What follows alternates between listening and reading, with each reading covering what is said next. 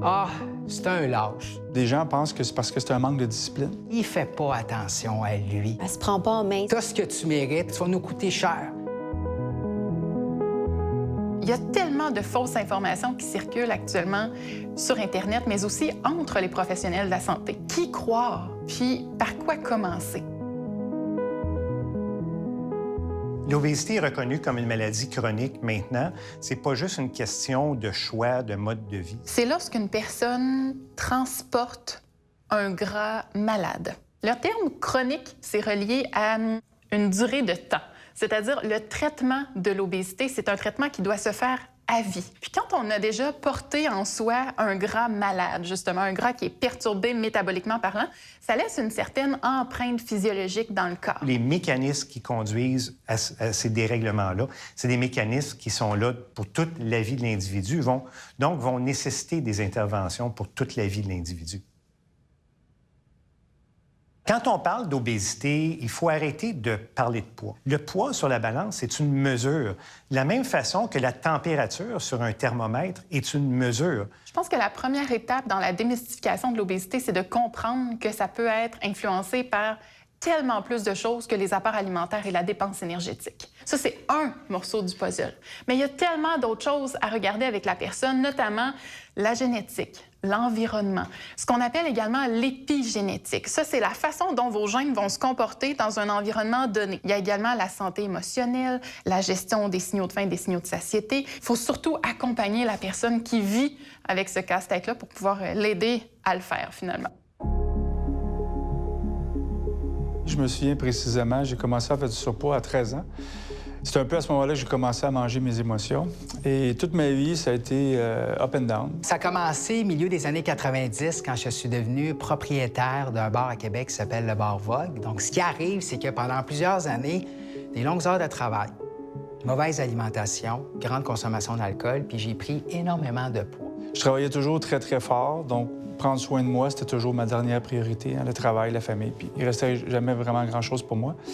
Et ça m'a amené à avoir des enjeux de santé. Je suis allé voir mon médecin de famille, puis il m'a dit « Michel, t'as un foie d'un gars de 50 ans. » Je pesais 240 livres. Et à 5 et 7, t'es pas nécessairement très en forme.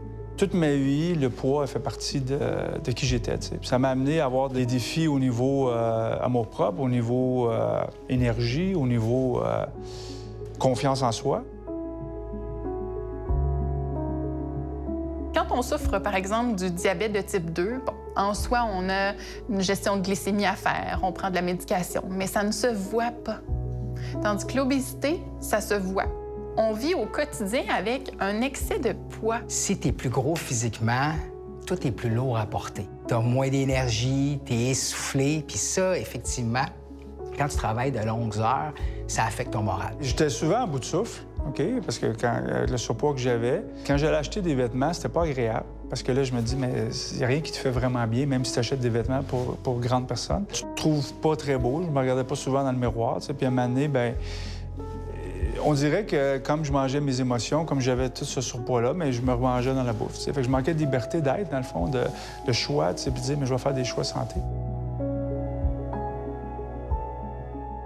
Au niveau professionnel, l'obésité a été vraiment, dans quelques études à tout le moins, là, a vraiment été démontrée comme étant une cause d'absentéisme. Donc, les gens vont s'absenter soit en raison de leur obésité ou de problèmes de santé autres associés à leur obésité, mais aussi responsables de présentéisme, c'est-à-dire que les gens vont se présenter au travail, mais n'ont pas la pleine performance pour toutes sortes de raisons. Un employé qui n'a pas le sentiment d'être bien dans son milieu de travail ne sera pas aussi performant, n'aura pas un niveau d'engagement dans l'organisation aussi fort que quelqu'un qui se sent bien en bonne santé physique, mentale, sociale. C'est important de penser, d'écouter, je dirais d'écouter et de comprendre les besoins des personnes qui souffrent d'obésité.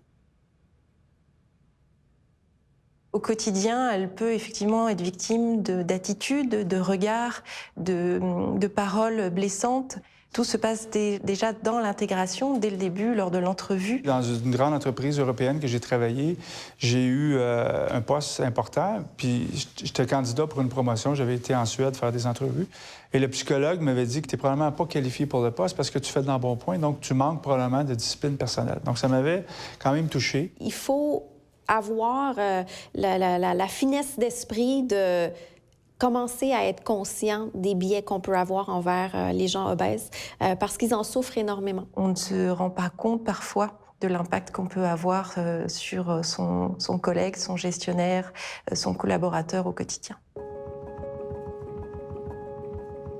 Les entrepreneurs peuvent avoir un impact dans la problématique de l'obésité, concevoir ou s'assurer que l'environnement de travail est sain, autant au niveau personnel pour la personne qui souffre d'obésité qu'au niveau social aussi. S'assurer qu'il n'y a pas de stigmatisation qui est faite, des choses comme ça. S'assurer de remettre dans les programmes d'assurance collective un accès aux nutritionnistes, un accès aux kinésiologues et aux psychologues, qui sont tous trois des intervenants très importants dans la prise en charge de l'obésité. L'employeur a un rôle de sensibilisation auprès de ses employés, instaurer des mesures d'accommodement au sein de l'organisation pour faciliter le travail de l'employé au quotidien. Les environnements de travail ne sont pas adaptés pour les personnes qui souffrent d'obésité. Des chaises trop étroites, une table de travail qui fait en sorte que, par exemple, les bras vont être trop loin, le clavier est loin, ce qui amène éventuellement une tension dans la musculature au niveau des épaules. L'environnement qui est mésadapté est aussi une forme de stigmatisation à laquelle il faut faire attention. Avant, l'obésité était vraiment vue comme plus un état de santé. Là. On appelait ça comme un lifestyle. Et c'est pas correct parce qu'à un moment donné, ça fait partie de la vie. Il faut être capable de se soigner. Et donc, l'accessibilité à la couverture pour les médicaments anti-obésité doit être là. En tant qu'entrepreneur ou en tant que leader, c'est important de parler de santé et d'obésité parce que notre travail, c'est de créer des environnements où nos gens peuvent performer à leur plein potentiel. À la fin, on veut des résultats, on veut contribuer à notre mission. Mais ça, on peut faire ça quand les gens sont bien. Desjardins, en mettant sur pied le programme Poids Santé, veut vraiment paver la route pour tous les autres assureurs. Donc, on aimerait ça qu'ils suivent l'exemple. Si effectivement, on peut convaincre les leaders en entreprise, les entrepreneurs, si on peut convaincre les médecins spécialistes, justement, d'adresser, de parler, en fait, de l'obésité, mais de façon cohérente, juste, eh bien, automatiquement, les tentacules de la bonne nouvelle, là, si je peux dire, vont se faire.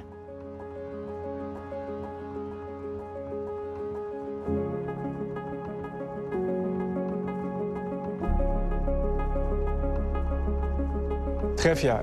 J'ai perdu 80 livres depuis 1 an, mais je me sens beaucoup plus libre. T'sais. Je me sens libre, je me sens plein d'énergie. Je suis pas encore assez fier pour me mettre en bedaine, mais je suis quand même assez fier de dire, écoute, je suis un gars bien ordinaire, puis je suis allé étape par étape. Et aujourd'hui, en 2021, je suis fier de vous annoncer que j'ai perdu 90 livres.